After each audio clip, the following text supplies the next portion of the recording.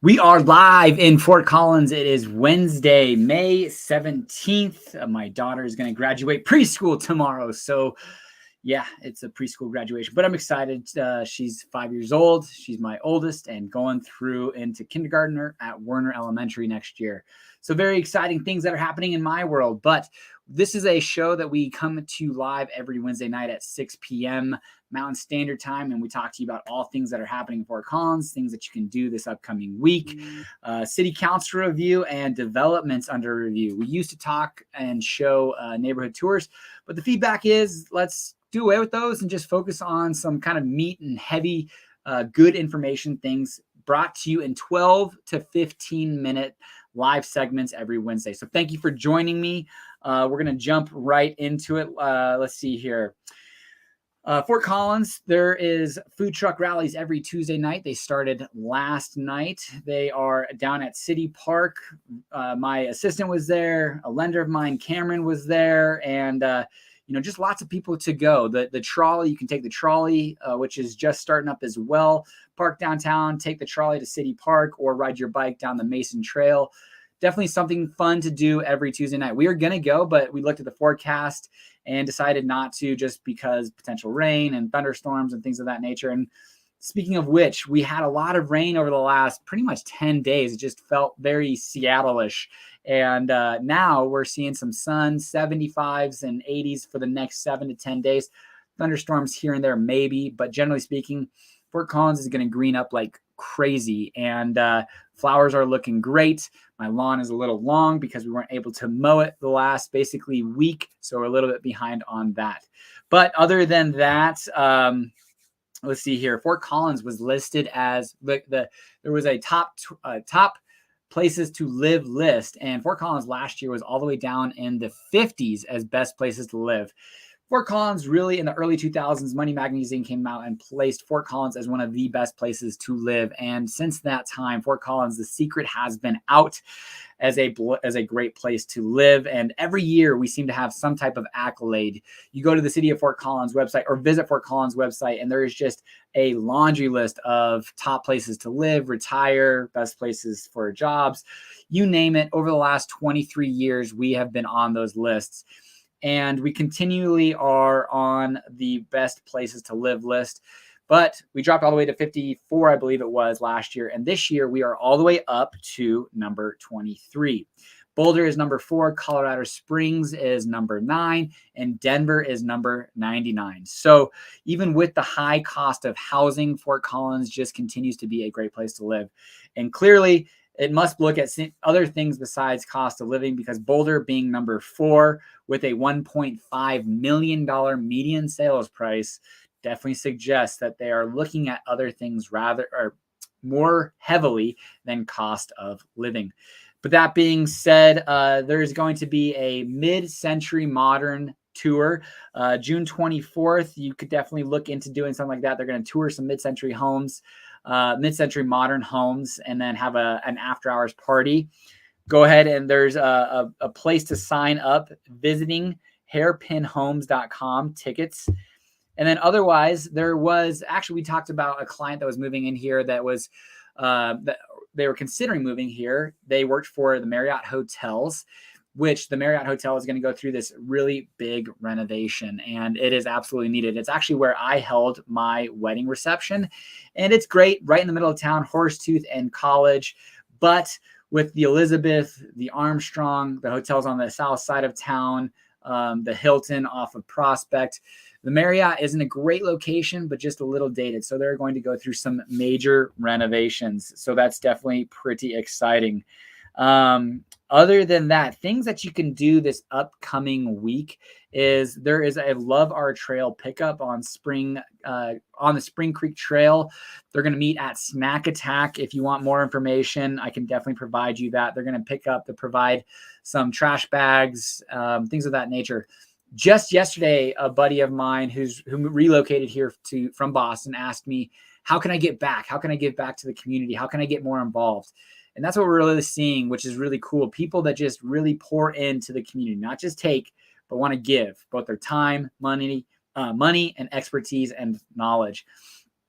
Otherwise, let's jump right into the city council recap. Last night, there was a couple big items on the docket: 1041 regulations and minimum wage discussions. So the 1041 regulations were on their second reading, which, if passed, would go into effect. I believe January 2024 is when it actually begins to take place. Sorry, that was for the minimum wage. It did pass 6-1. And essentially what that means, if there are projects that are large enough in scope, wastewater, water, or highway projects that are large enough in scope, they have to go through what is this 1041 regulation, which could potentially take 6 to 9 months and cost hundreds of thousands of dollars. One of the main projects that they're looking at, as far as kind of what I think ultimately brought this about, is the NISP, Northern Water Supplier, and essentially that and Glade Reservoir, which that would be a project that would have to go through this. But other projects, there are 5 other projects that really would have met this regulation and going through the permit process. So not every development project would have to go through this, but the larger ones in scope would, and would cost time and money. But it did pass with a 6-1 vote.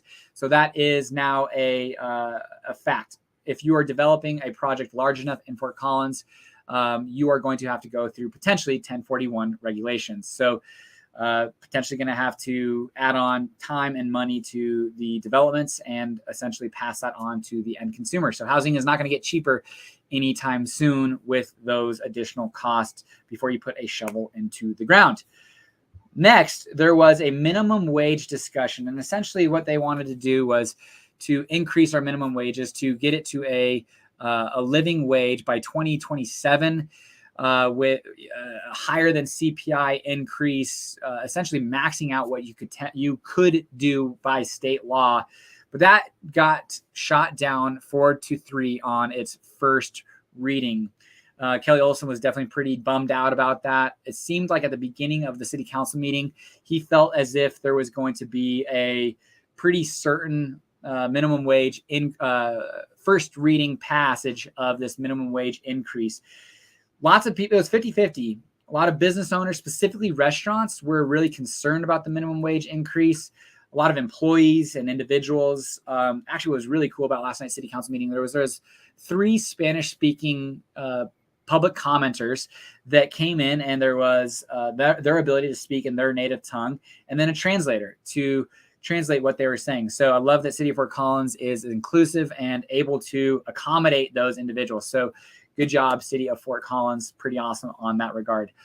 But ultimately, between the pandemic, additional costs of inflation, there was a discussion of this is maybe just not the right time. And the proponents of the minimum wage were saying, well, when is the right time? We've been talking about this for 2 years. And I don't know where necessarily you stand on the minimum wage table, but I definitely think that, for minors and people getting involved with work, minimum wage is something that should absolutely be at a point that is an educational purpose. As you grow up in life and as you're a little bit older, minimum wage, if that is all of your educational level allows for, or maybe your skill set allows for, or some type of other restriction is to only receive minimum wage at a time where maybe you have kids or supporting of a family.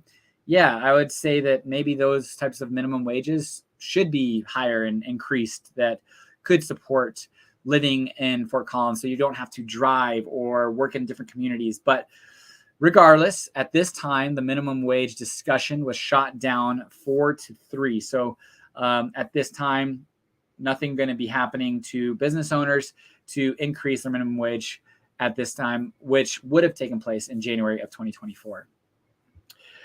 Some developments under review. The Foothills Mall did submit their preliminary designs for review. So these are probably going to change pretty dramatically over the next 3, 5, 6, months before they get to a point where they get to a more neighborhood meeting and kind of further along that project. But this is going to be a very long project. Again, they're really not looking to put a dirt in the shovel until 2025.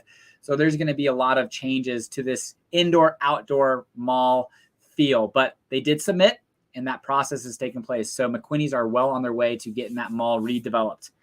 From there, a multifamily project on 1509 South Shields, a car wash project that would be kind of over off of Mulberry near the Bloom filing. So that Bloom filing off of Mulberry on the north side of Mulberry, kind of by Summit View, is going to be a pretty significant project coming up.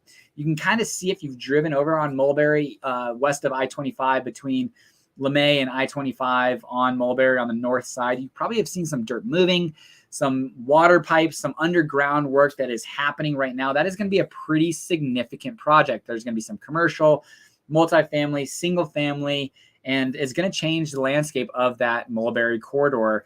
And the annexation of that for City of Fort Collins will continue to be the tipping points that they've discussed when those projects come online, and sales tax and curbs and gutters and police and things of that nature will begin to expand along that Mulberry corridor. Take 5 oil change. So a drive-through oil change is a preliminary design under review. That's going to be on 1800 North College. And then a neighborhood meeting, Hartford Habitat Condo Project development meeting. So there's something that there, if you want to get involved, go to that neighborhood meeting, have a say, see what's going on. But that is going to be happening. Let's see here. It's going to be 140 units, 219 parking spaces, 20 dwelling units, and 20% of those properties are going to be designated to be affordable. So we are at 11 minutes, 40 seconds, a little bit quicker today. Really the biggest thing that happened at the city council meeting last night, they pushed the water adequacy to next meeting or to a work session so that we can see, what our developments and water suppliers needing to do. And so we're looking forward to watching that as time progresses. But no minimum wages and 1041 regulations passed. That's the high levels of the City of Fort Collins council meeting last night. Any questions? I'll hang around for a couple of minutes. Let's see here. Connor told me that he enjoyed kind of a little personal information too. I'm getting a little bit more involved with some work around the house, building some shelves, getting the kids involved. Personally, I think putting money into our houses right now. We're talking about Larimer County and the tax increases. I'm definitely not going to argue my house because I feel like it's a lot lower than probably what it actually is worth. But we have about 18 properties that we've received our valuations on. And I originally thought I was going to contest 1 or 2. I'm probably going to be closer to like 3 to 5 after really looking at it. They're not far off, but they're far enough off that I think I'm going to take the time, set up an in-person meeting, and go discuss that. You can do it online, a mail-in, or in person. I would say it just depends on what your time is worth to you, because if it were me and it's a big enough figure, I'm going to set up an in-person meeting. Otherwise, if it's pretty minimal, but you think it's worth sending in at least a mail or an online response, definitely take the time to do that. But I personally am going to set up an in-person meeting. You have until the first week or so of June to get those protests in.